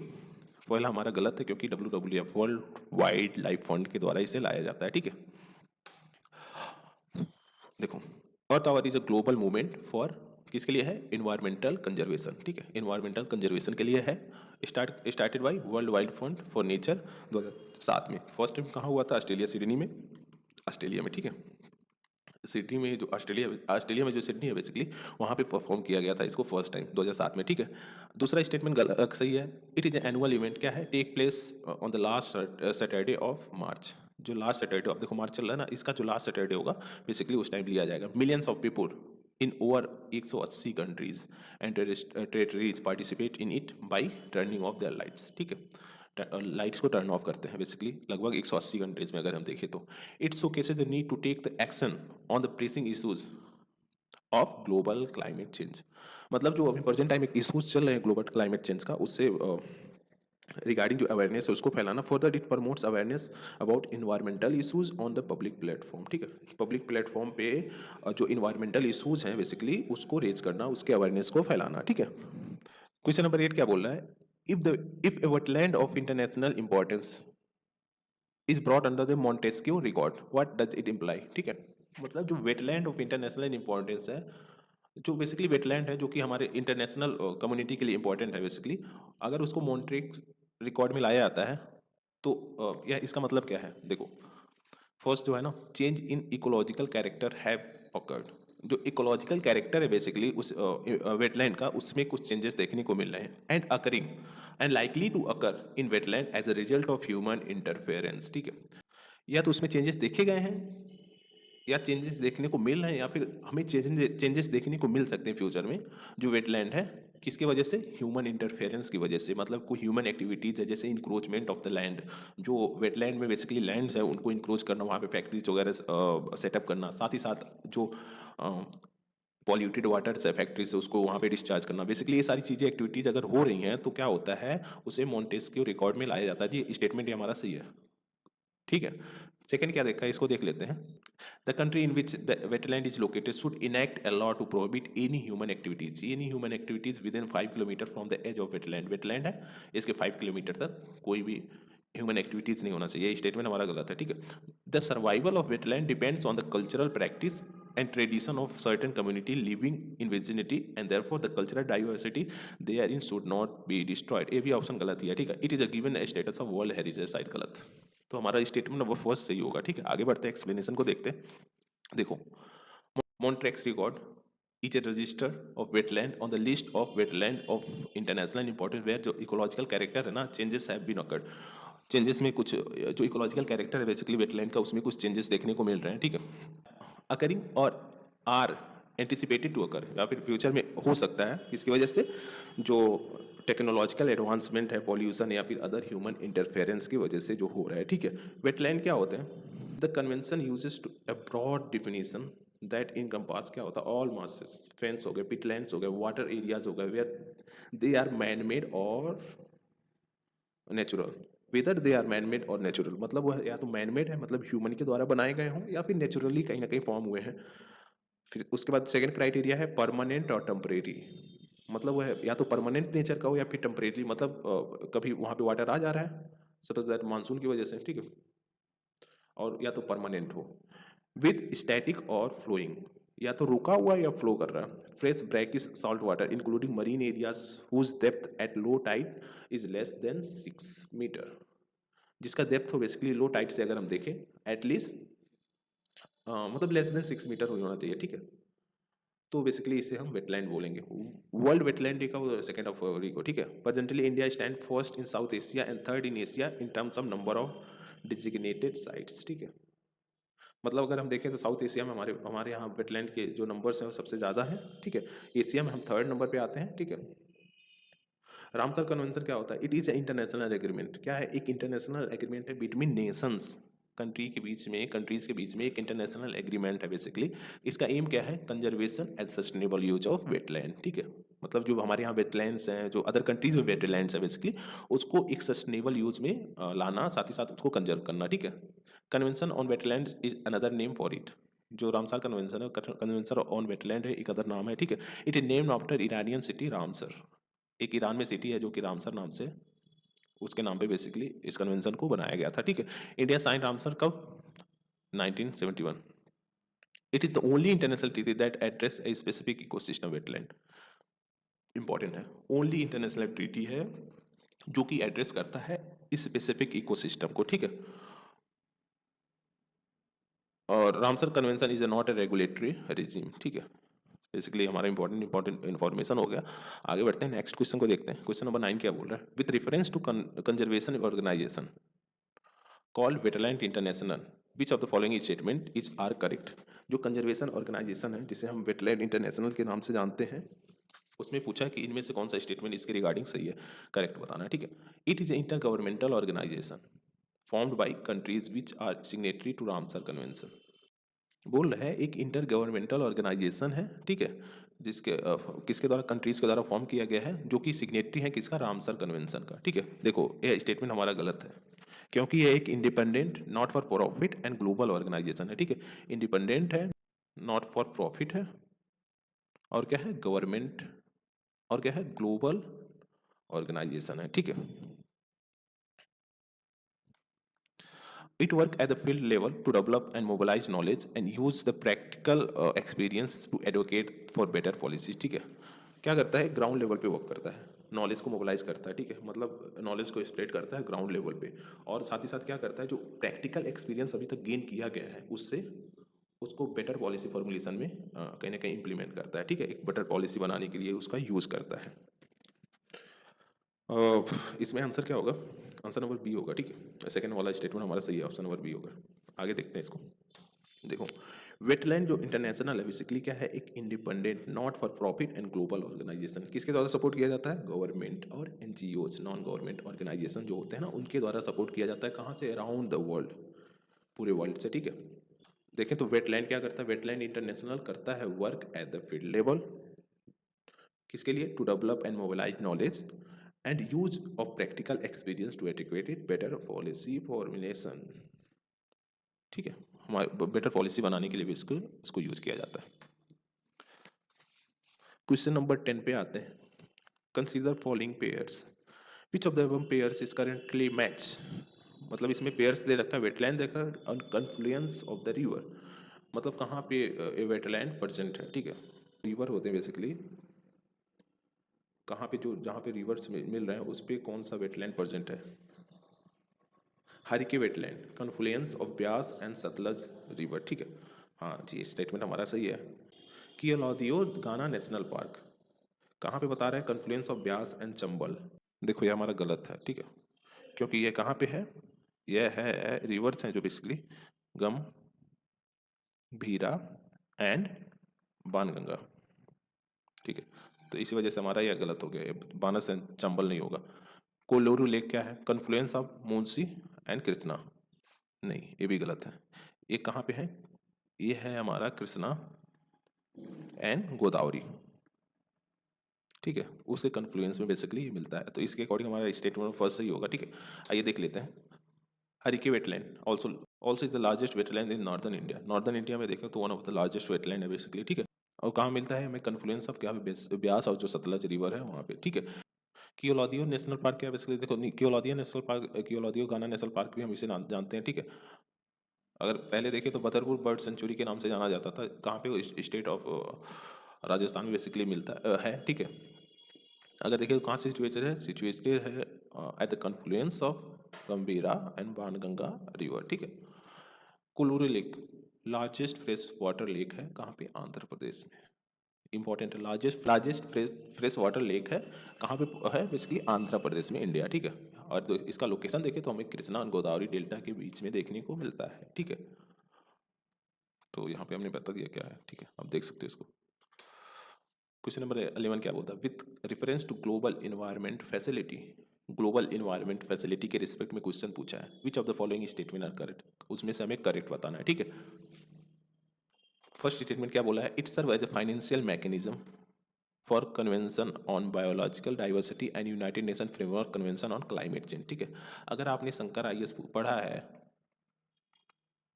तो उसमें ये डायरेक्टली मेंशन है, ठीक है। हालांकि हर बुक जो होता है ना, अगर कोई उस टाइम पे ऐड नहीं हुआ है तो उसके अकॉर्डिंग कहीं ना कहीं वह उस इन्फॉर्मेशन को ऐड करते हैं, उसके पहले था या नहीं था आई डोंट नो, बट अभी प्रेजेंट टाइम अगर आप पढ़ते हो ना तो ये सारी चीज़ें मेंशन है, तो इसके अकॉर्डिंग देखें तो हमारे स्टेटमेंट ऑफ फर्स्ट जो है ना वह सही है। फिर उसके बाद क्या है, it undertakes scientific research on environmental issues eight global level. देखो ये गलत है, कोई ऐसा इन्वायरमेंटल इशूज साइंटिफिक रिसर्च वगैरह नहीं करता, ठीक है। इसका मेन मोटिव है कि फंड को प्रोवाइड कराना, एक फाइनेंशियल मैकेनिज्म है, ठीक है। It is an agency under OECD to facilitate transfer of technology and fund to developed country with specific aim to protect their environment। गलत है, ठीक है। इसी वजह से हमारे स्टेटमेंट नंबर फर्स्ट सही होगा। देख सकते हो आप यहाँ पे, देखो ग्लोबल इन्वायरमेंटल फैसिलिटी क्या करता है, सर्व करता है financial mechanism for following convention, जैसे स्टॉकहोम हो गया, UNFCCC, ठीक है, UNCBD, UNCCD, Montreal protocol, Minamata convention, environmental facility, global environmental facility. Global environmental facility के बारे में थोड़ा सा जान लेते हैं। इस्टेब्लिश किया गया था कब, 1992 रियो अर्थ समिट के टाइम पे, ठीक है। क्या एम था, टैकल इन्वायरमेंटल इशूज, जो इन्वायरमेंटल इशूज है ना उसको टैकल करना, उसको कहीं ना कहीं मिटिगेट करना, ठीक है। लोकेटेड कहाँ है, वाशिंगटन DC, यूनाइटेड स्टेट में, ठीक है। अगर देखें तो जो ग्लोबल इन्वायरमेंटल फैसिलिटी है ज्वाइंटली ऑपरेट करता है by United Nation development programme, मतलब UNDP, world bank, United Nation environmental programme, UNDP, world bank and UNEP, याद रख रहना, इंपॉर्टेंट इंफॉर्मेशन है, ठीक है। आगे बढ़ते हैं, क्वेश्चन नंबर 12 को देखते हैं। कंसीडर फॉलोइंग स्टेटमेंट, स्टेटमेंट दे रखा है, हमें इसमें से करेक्ट आंसर को बताना है, ठीक है। Animal welfare board in India was established under the Environmental Protection Act 1986। बोल रहे हैं जो एनिमल वेलफेयर बोर्ड है बेसिकली, उसको किसके तहत इस्टेब्लिश किया गया था, इन्वायरमेंटल प्रोटेक्शन एक्ट 1986। ये गलत है, उसको प्रिवेंशन ऑफ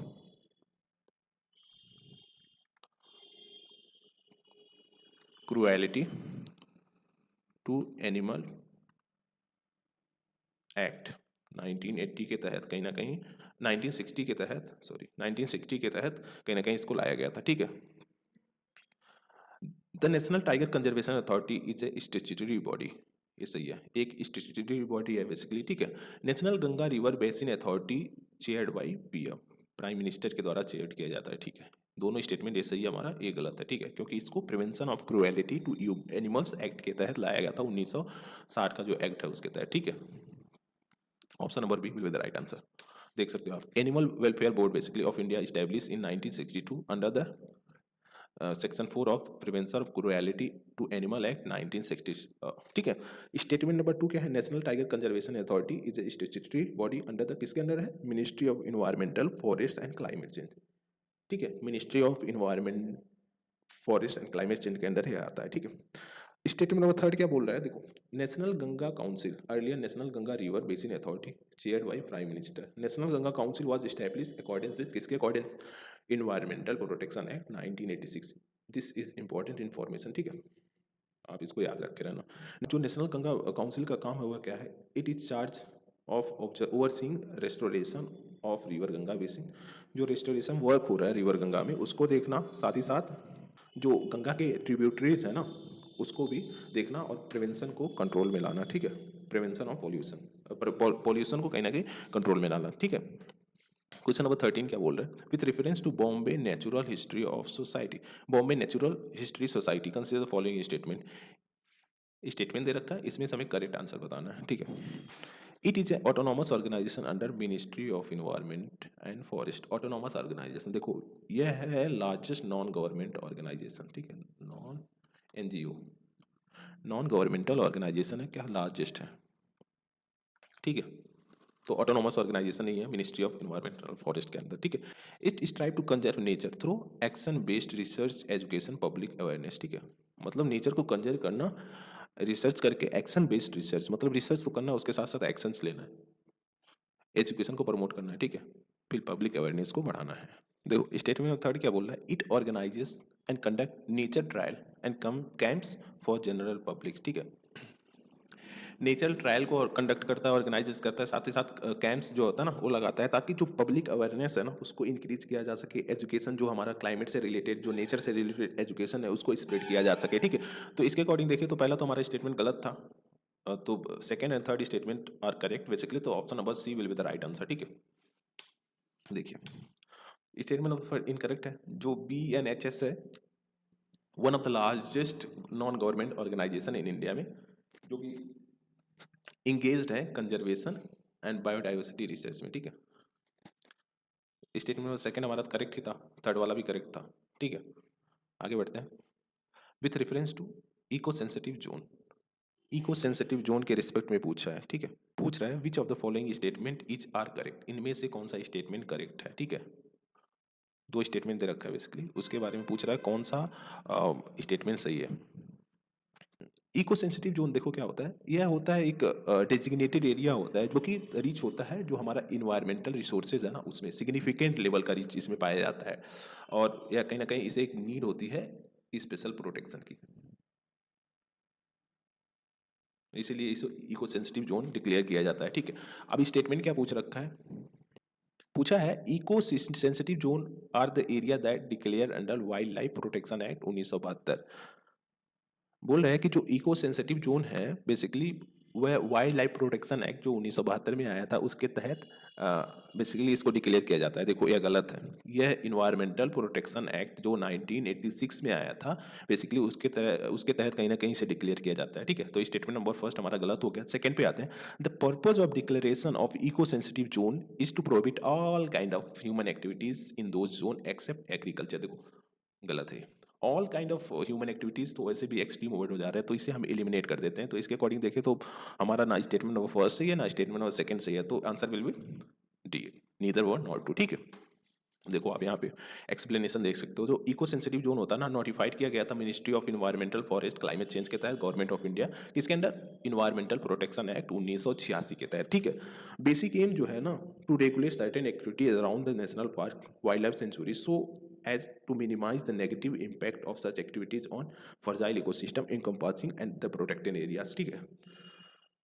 क्या है बेसिकली जो नेशनल पार्क्स होते हैं वाइल्ड लाइफ सेंचुरीज होते हैं ना उसके नियर अबाउट में उसको रेगुलेट किया जाता है सर्टेन एक्टिविटीज़ को, सो दैट जो हमारा इन्वायरमेंट है ना जो फर्जाइल इन्वायरमेंट है बेसिकली उसको प्रोटेक्ट किया जा सके और जो नेगेटिव इम्पैक्ट उस पर पड़ सकता है उसे रोका जा सके, ठीक है।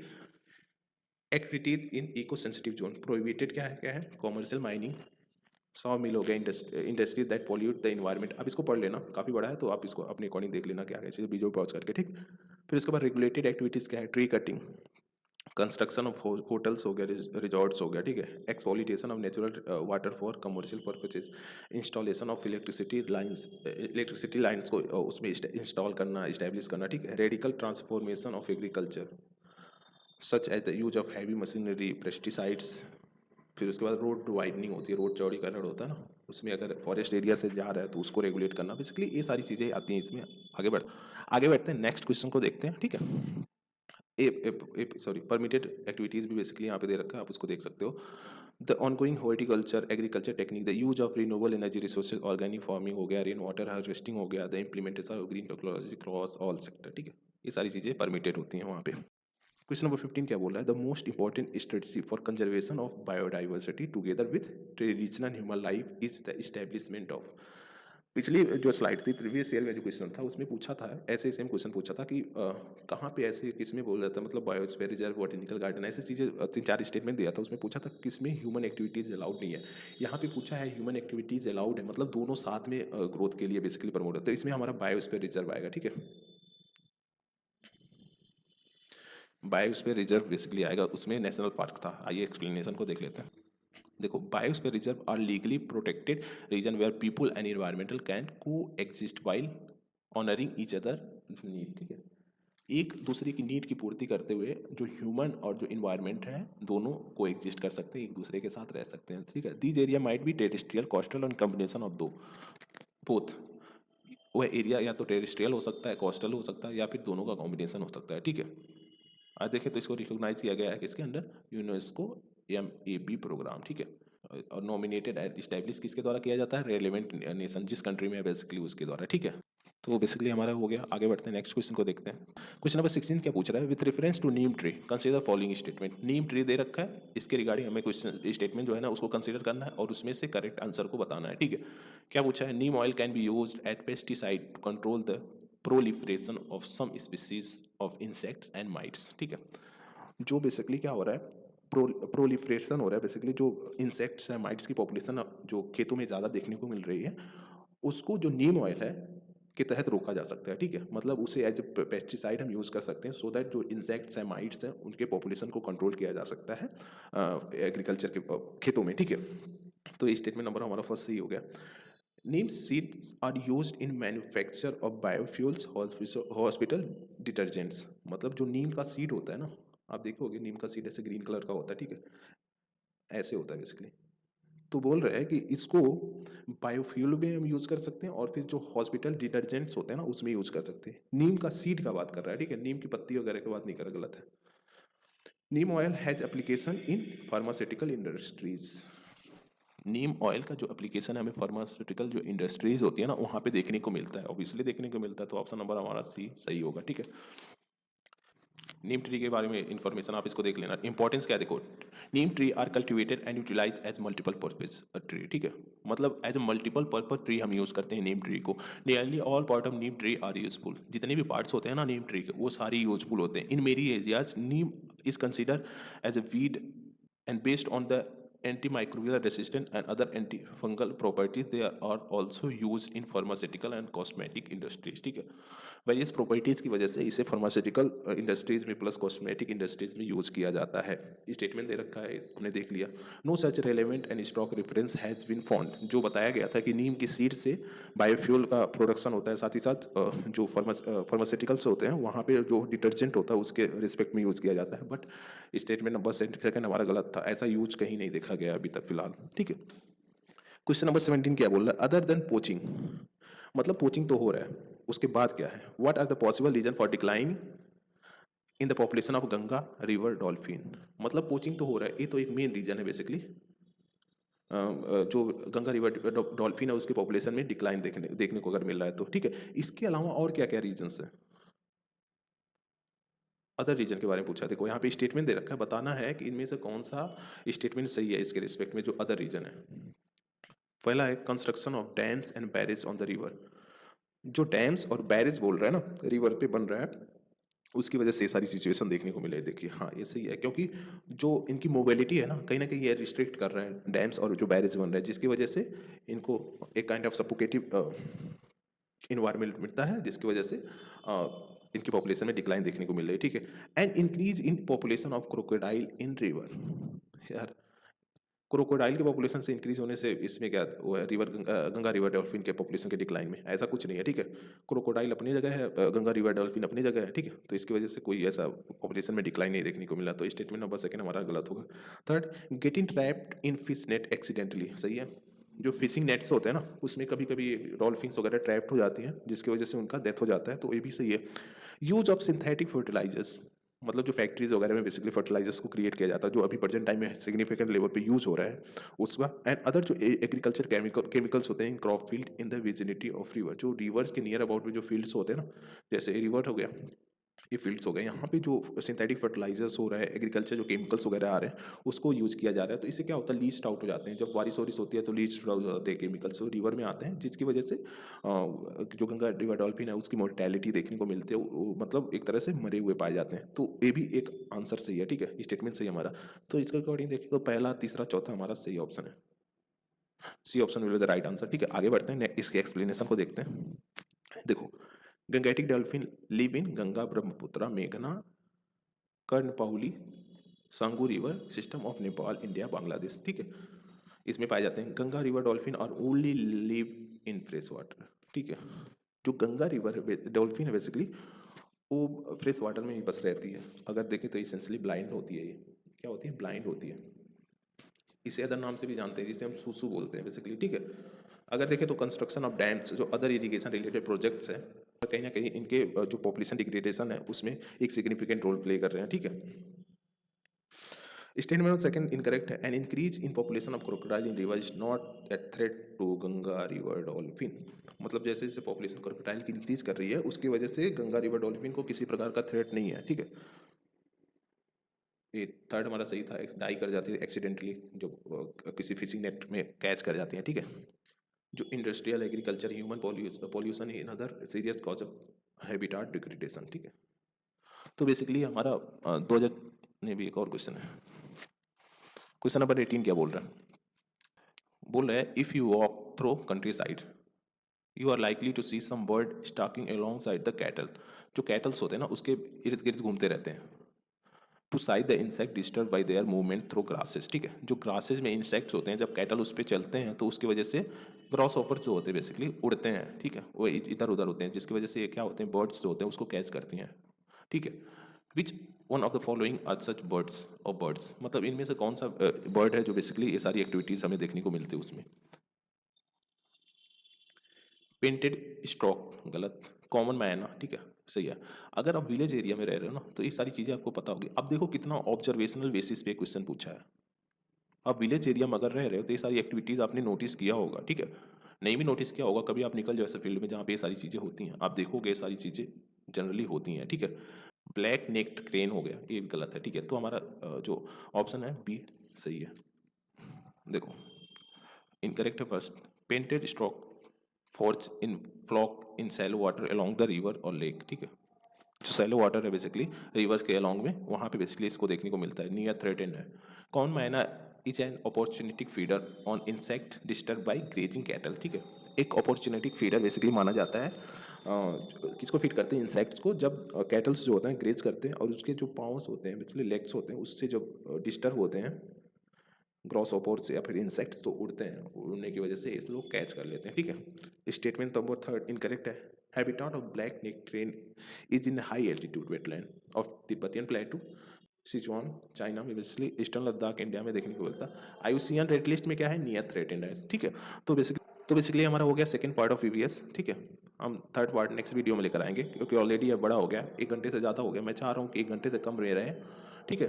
तो this is the end of the video, thank you for watching, please do like share and subscribe, thank you guys.